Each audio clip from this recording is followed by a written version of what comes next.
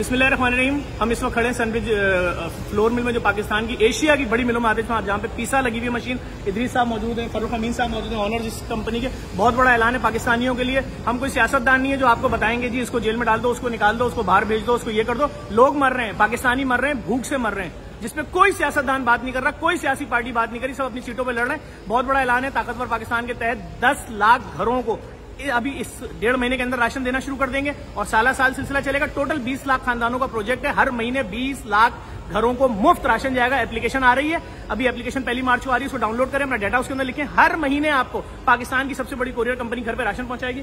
फरूख साहब, मैं राशन को दिखा दूं क्या क्या चीजें देखें। इसके अंदर भाई ये तेल की थैलियां होंगी, ये 3 लीटर तेल है।